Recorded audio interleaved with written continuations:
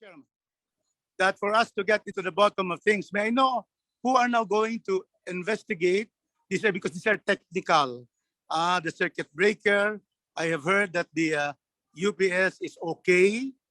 Who will be the investigating body for this? The first question to our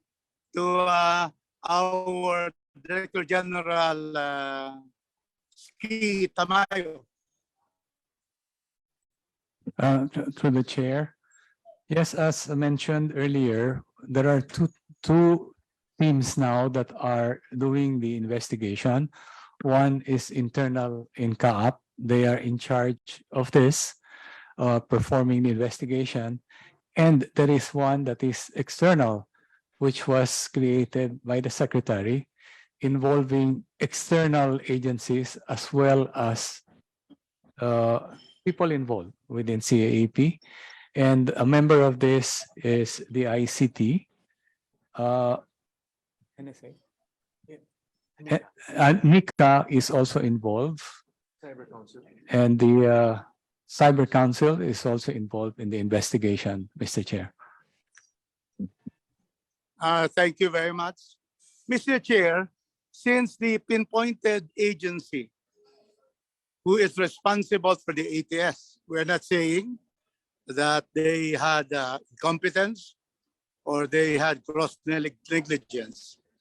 But is it, I'd like to ask now, Tamayo and Secretary Bautista, don't you think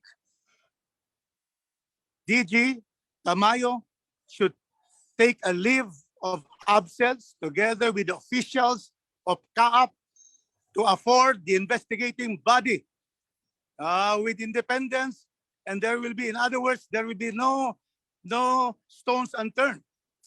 We cannot have the responsible official stay there while there is an investigation. We don't want a whitewash. We want a real investigation where we set aside temporarily those who were managing the ATS and this air traffic system. Well, don't you agree, Secretary? This is my question to Secretary Bautista. In all of these hearings, for the sake of transparency, for the sake of non-interference by incumbent officials, to get an independent probe by the committees that will form the Secretary Bautista, don't you think, Secretary Bautista, that Tamayo should take a leave of absence and the other deputy generals? Mr. Chairman, this is a situation, I have been hearing all of this, and this is a situation where those responsible could not be there in office. They should be quite at the same time, just have a leave of absence. I'm not calling for the resignation of our Director General, but in fact, honor would show that anything left with him is to resign. But I'm not going to call that.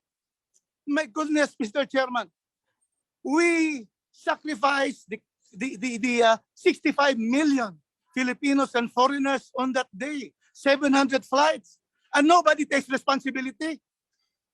Secretary, my primo, you know, this is the body directly in charge of that. And then we're going around UPS, circuit breaker, upsurge of the electric supply. We are therefore saying, let us have an independent body, but meantime, so that the records will be intact. What has happened, there'll be no one that comes from CAAP who will still be there in office to be able to hide evidence. I call therefore for the Secretary to make sure that our DG takes a leave of absence up and until there will be a definitive report of the investigation by technical people, by everyone in the know. We congressmen are not technical, but we can see what is happening now. Different theory of the case. UPS, now we have the circuit breaker. Probably in a week's time, another pointed reason. So may I hear from our primo, Jimmy Bautista. Through the chair. Thank you, Congressman Rodriguez. Right now, we are conducting, CAAP is conducting fact finding, no? And when we have all these documents, the investigating body will continue the process, no? And we will consider asking those people involved to take a leave of absence, no? Thank you very much, Secretary. That will be the best thing to do. We don't have, we cannot have people still be in their position when there's an investigation. In law, we call it, we have to preserve evidence. Everything should be preserved, and nobody who is in that agency, which is the focus of the investigation, should be there to allow an independent probe of this particular fiasco on January 1. So that is, thank you for considering it, Mr. Secretary, because that will be what the Filipino nation would want, that all those who would, I'm not saying that they are, who are possible violators of gross negligence, and incompetence should not be present in those investigations. My second point, Mr. Chairman, I thank the Secretary for that. And I hope Iski Tamayo will hand his leave of absence only. Because if it will come up that really it is, I heard about this guy who said force majeure. It cannot be force majeure. This is not an act of God. This is, to me, initially after hearing from January 1 all the explanations and this hearing, this is, Mr. Chairman, an act of men of incompetence and men of gross negligence. Until proven, I would like to just go on that and be following the investigation by the good secretary.